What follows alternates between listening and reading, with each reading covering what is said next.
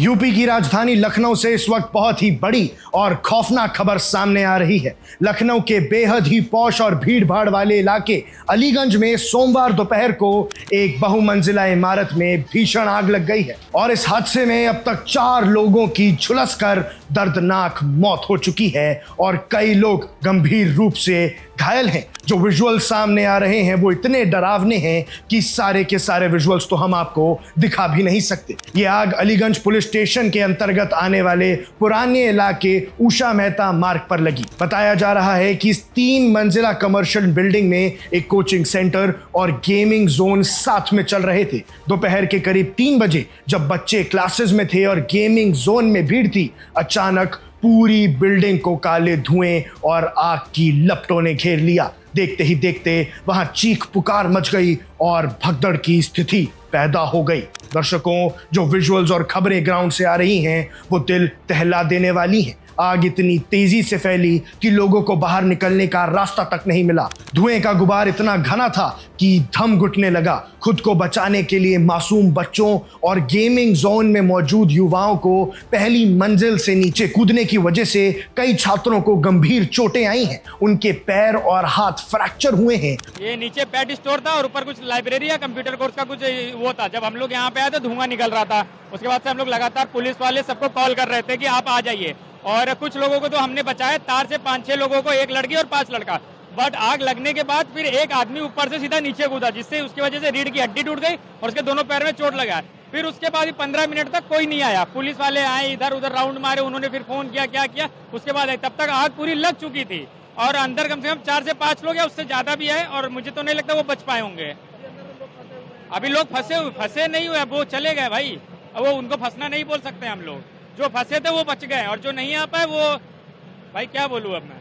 और जैसे ही इस हादसे की खबर फैली, पूरे इलाके में पैनिक फैल गया। तुरंत के तुरंत लोकल पुलिस, डिस्ट्रिक्ट एडमिनिस्ट्रेशन और फायर डिपार्टमेंट को इन्फॉर्म किया गया। मौके की नज़ाकत को देखते हुए 1 या 2 नहीं बल्कि पूरे 14 फायर फाइटर्स यानी दमकल की गाड़ियों को स्पॉट पर रवाना किया गया। रेस्क्यू ऑपरेशन वॉर फुटिंग पर शुरू हुआ।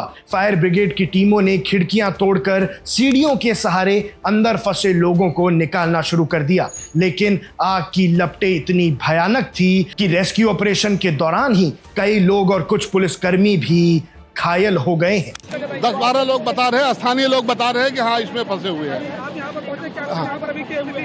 जी अभी बहुत देख ही रहे आपके सामने जो स्थिति है। अभी इसके बाद आकलन करने के बाद ही हम कुछ बता पाएंगे। जी अभी इसके अंदर हल ही नहीं पाया है, इतनी आग लगी है, भयावह स्थिति है। जैसे हमको लगेगा हमारे पास हाइड्रोलिक प्लेटफॉर्म लगी हुई है, हमारे FSO साहब भी लगे हुए हैं जो स्वतः जो है यहाँ पे कार्रवाई कर रहे हैं।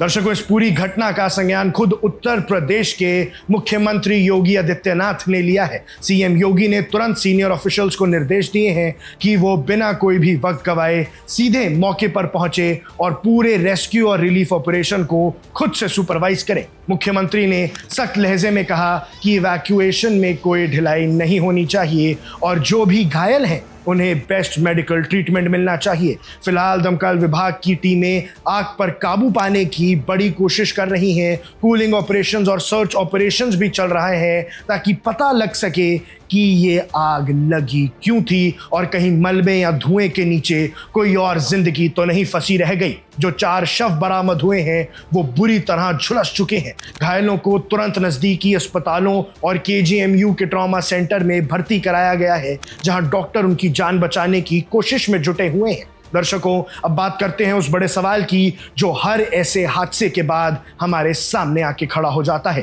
आखिर ये आग लगी कैसे? शुरुआती जांच और चश्मदीदों के मुताबिक माना जा रहा है कि आग बिल्डिंग की निचली मंजिल पर स्थित एक दुकान में शॉर्ट सर्किट की वजह से लगी और वहां से फैलते हुए ऊपर कोचिंग सेंटर और गेमिंग जोन तक पहुंच गई। लेकिन एक पत्रकार के तौर पे मैं आपको बता दूं कि कहानी सिर्फ शॉर्ट सर्किट की नहीं होती। असली कहानी होती है सेफ्टी लैप्सेस यानी सुरक्षा में लापरवाही की। अथॉरिटीज ने इस मामले में जांच के आदेश दे दिए हैं। अब जांच इस बात की होगी कि इस 3 मंजिला कमर्शियल कॉम्प्लेक्स के पास फायर डिपार्टमेंट का एनओसी था? क्या बिल्डिंग में इमरजेंसी एग्जिट यानी बाहर निकालने का कोई दूसरा रास्ता नहीं था? और सबसे बड़ा सवाल, गेमिंग जोन्स और कोचिंग सेंटर्स जहां सैकड़ों बच्चों का आना जाना होता है, क्या वहां fire fighting equipments working condition में थे या वो सिर्फ शोपीस बना के रखे हुए थे?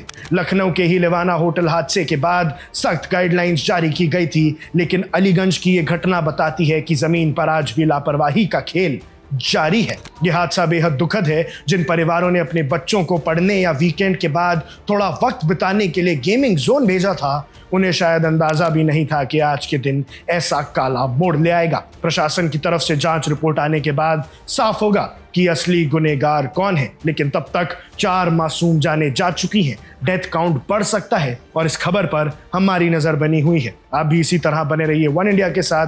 जो भी आपकी राय है हमें कमेंट सेक्शन में बताइएगा। मैं हूं आकुश Kaushik. Subscribe to One India and never miss an update. Download the One India app now.